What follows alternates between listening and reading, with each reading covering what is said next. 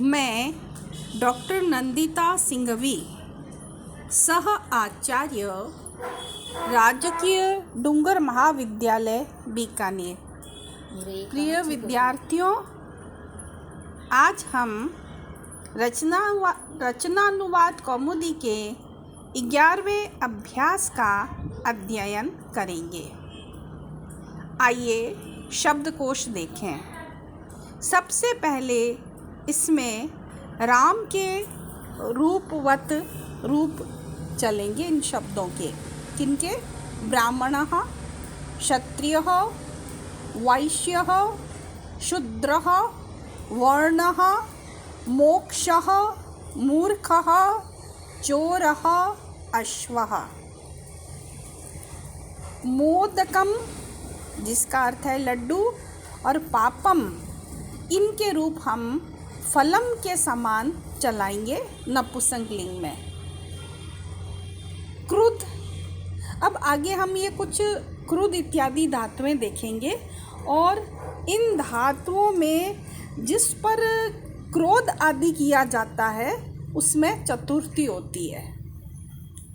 ये हैं धातुएं क्रुद्ध, क्रोध करना, कुप, क्रोध करना, द्रोह, द्रोह करना, ईर्ष्या, ईर्ष्या करना, असूय, बुराई निकालना, किसी की भी बुराई निकालना, धारी, धारण करना या किसी का ऋणी होना, स्पृह, चाहना, निवेदी, निवेदन करना, उपदेश, उपदेश देना, भज, सेवा या भजन करना। नियम संख्या नीचे 2 में देखिए, धातु रूप लिखा है। यहाँ लिखा है कि क्रुद्ध आदि के ये रूप बनाकर लट आदि में भवती के तुल्य चलेंगे। जैसे क्रुध्यति, वह क्रोधित होता है। सह क्रुध्यति, कुप्यति, द्रुयति। मैं ईर्ष्या करती हूँ। अहम ईर्ष्यामि, ईर्ष्यति। असूयति, असूयति का असूयामि, मैं किसी की बुराई निकालती हूँ। धारयामि, धारण करती हूँ। धारयति का रूप चलता है उत्तम पुरुष बहु एक वचन में, धारयामि। स्पृहयति, निवेदयति, निवेदन करता है। वह निवेदन करता है। सह निवेदयति, तू निवेदन करता है। त्वं निवेदयसि। उपदिशति, भजति, क्रंदति। शिशु रोता है। शिशुः क्रंदति। रुच का लट लकार प्रथम पुरुष एक वचन में रोचते रूप बनता है। अब नियम संख्या 38 देखिए। ये कहता है कि रुच्य अर्थानाम प्रियमाणः, कि रुच्य अर्थानाम, रुच अर्थ की धातुओं के साथ चतुर्थी होती है। प्रियमाणः, जिसको प्रिय लगता है। रुच अर्थ की धातुओं के साथ चतुर्थी होती है। जिसे कुछ प्रिय लगेगा उसमें हम चतुर्थी लगाएंगे और रुच आदि धातु होनी चाहिए। जैसे बालकाय मोदकम रोचते, बालक को लड्डू अच्छा लगता है। यहाँ देखिए रुच धातु है। अब रुच धातु में किसे अच्छा लगता है? कौन प्रियमाण है? बालक। तो बालक में हमने चतुर्थी विभक्ति का प्रयोग किया। पुत्राय दुग्धम रोचते, पुत्र को दूध अच्छा लगता है। यहाँ रुच धातु के योग में किसे दूध अच्छा लगता है? पुत्र को। तो प्रियमाणः कौन है? पुत्र। तो पुत्र में हमने चतुर्थी विभक्ति का प्रयोग किया है। नियम 39, क्रुद्रुहेष्यासूयार्थानां यम प्रतीकोपः। क्रोध, द्रोह, ईर्ष्या, असूया अर्थ की धातुओं के साथ जिस पर क्रोध किया जाए उसमें चतुर्थी होती है। जैसे राम मूर्ख पर क्रोधित होता है। रामः मूर्खाय क्रुध्यति। राम किस पर क्रोधित होता है?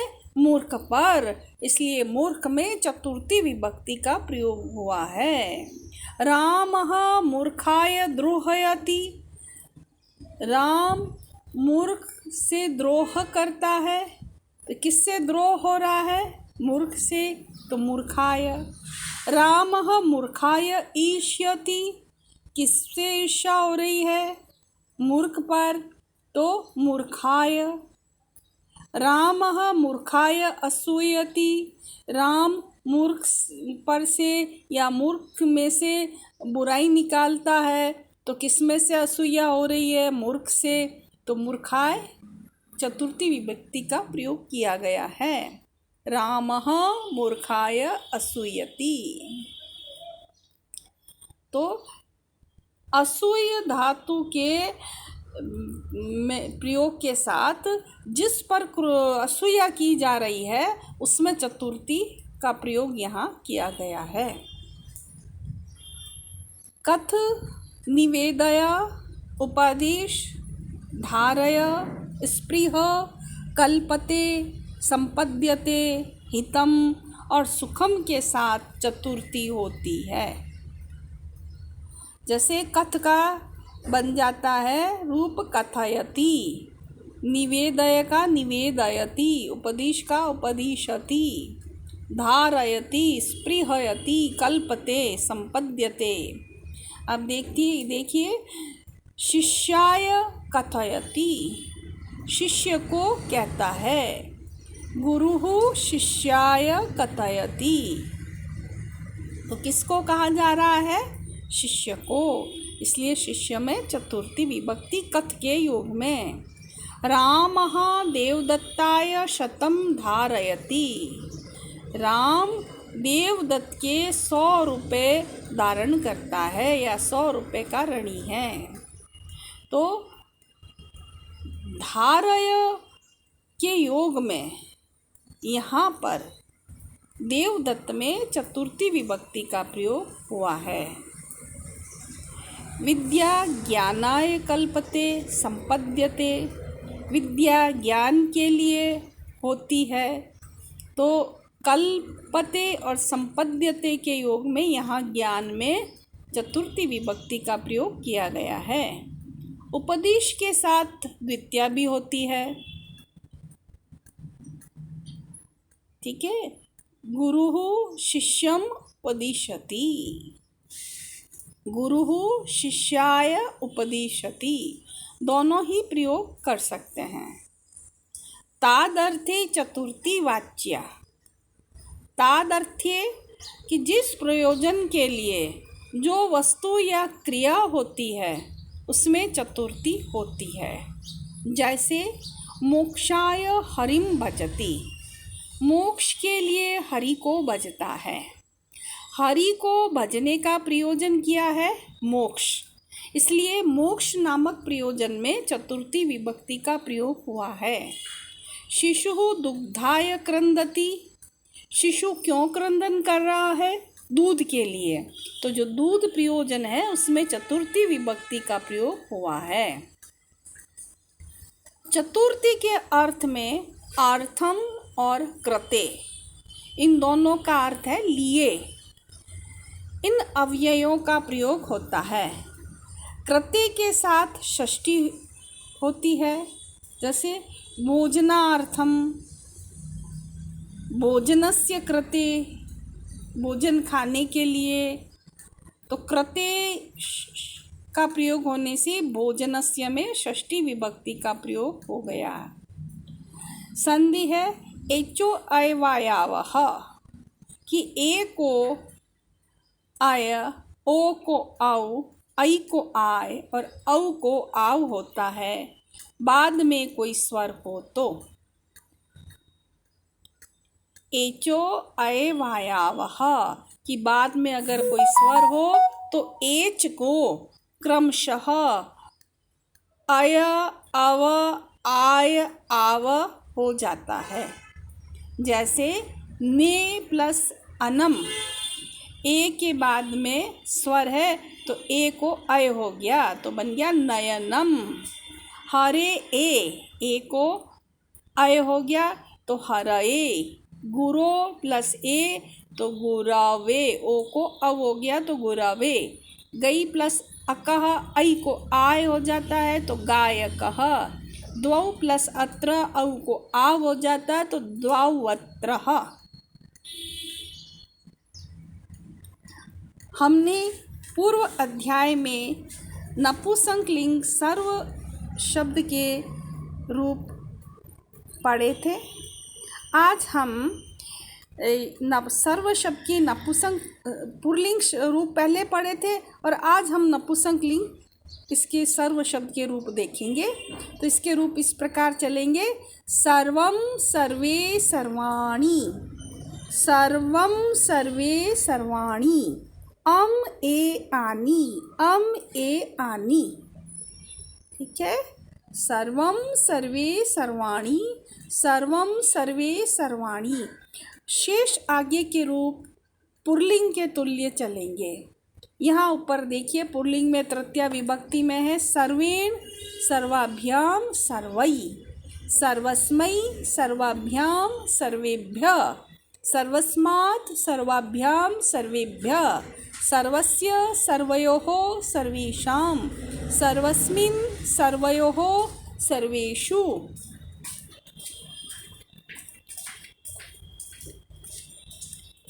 अब देखिए जो तत् है उसका अर्थ है वह। पुल्लिंग में इसके रूप चलेंगे सह तौ ते, तम तौ तान।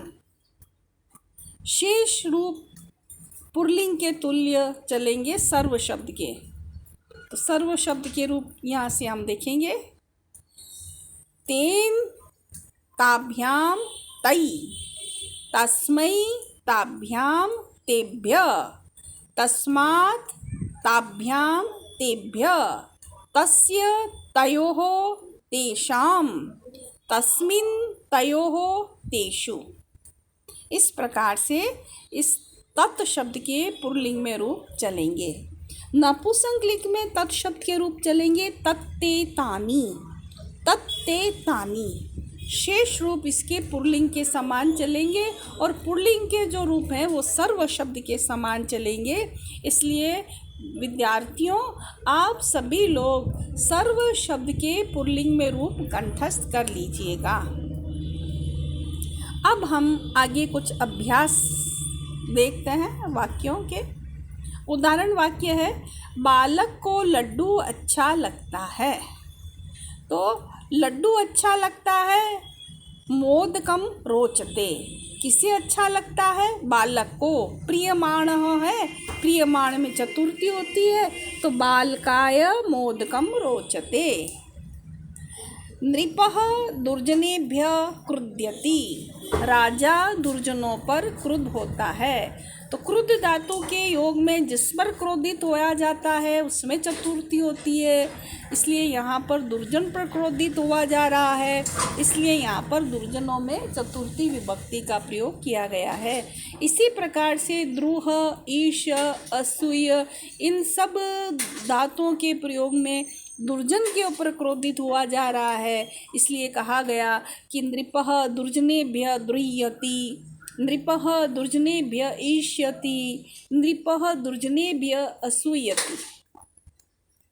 तो जिसके ऊपर क्रोधित हो, द्रोह किया जाए, ईर्ष्या की जाए, असूया की जाए, उसके अंदर चतुर्थी विभक्ति का प्रयोग होता है। गुरुः शिष्याय कथयति, निवेदयति, उपदिशति वा। गुरु शिष्य को कहता है, निवेदन करता है, उपदेश देता है। तो यहाँ कथ, निवेदय और उपदेश इनके योग में शिष्य में चतुर्थी विभक्ति का प्रयोग किया गया है। हरिः पुष्पेभ्यः स्पृहयति, हरि पुष्पों से स्पृहा करता है। तो यहाँ स्पृह धातु के योग में पुष्पों में चतुर्थी विभक्ति का प्रयोग हुआ है। स्पृह का अर्थ है चाहना। हरि पुष्पों को चाहता है। हरिः पुष्पेभ्यः स्पृहयति। विद्या अर्थाय कल्पते संपद्यते भवति। विद्या अर्थ के लिए होती है, तो यहाँ संपद्यते और कल्पते के योग में अर्थाय में चतुर्थी विभक्ति का प्रयोग हुआ है। ब्राह्मणाय हितम सुखम वा भवेत्। ब्राह्मण का हित या सुख हो, तो हमने पहले पढ़ा है कि हितम और सुखम इनके योग में भी चतुर्थी विभक्ति का प्रयोग होता है, इसलिए यहाँ पर ब्राह्मण में चतुर्थी विभक्ति का प्रयोग किया गया है। शिशुः दुग्धाय क्रंदति। शिशु दूध के लिए रो रहा है। अब यहाँ क्रंदति का प्रयोजन क्या है? दुग्ध है, इसलिए दुग्धाय में चतुर्थी विभक्ति का प्रयोग किया गया है। हम ऐसा भी कह सकते हैं शिशुः दुग्धार्थम क्रंदति। दूध के लिए रो रहा है। शिशुः दुग्धस्य कृते क्रंदति। शिशु दूध के लिए रो रहा है। यहाँ कृते के योग में दुग्धस्य में षष्ठी विभक्ति का प्रयोग किया गया है। तत् पुस्तकम पठ। उस पुस्तक को पढ़। पुस्तकम नपुंसकलिंग शब्द है, इसलिए जो उसका सर्वनाम शब्द है वह तत् भी नपुंसकलिंग हुआ है। एतत् राज्यम रक्ष। इस राज्य की रक्षा कर। किम कार्यम करोषि। क्या कार्य करते हो। सर्वाणि पुस्तकानि शिष्येभ्यः सन्ति। सभी पुस्तकें शिष्यों के लिए है। अन्यत पुस्तकम पठ। दूसरी पुस्तक को पढ़। छात्रौ अत्र आगच्छतः। दो छात्र यहाँ आते हैं। बालकौ अत्र क्रीडतः। दो बालक यहाँ खेलते हैं। अब आप गृह कार्य के रूप में नीचे दिए गए वाक्यों का अनुवाद कीजिएगा। संस्कृत बनाओ नियम 2 के अंतर्गत। आइए कुछ अशुद्ध वाक्य देखें, उनको किस प्रकार शुद्ध किया गया है।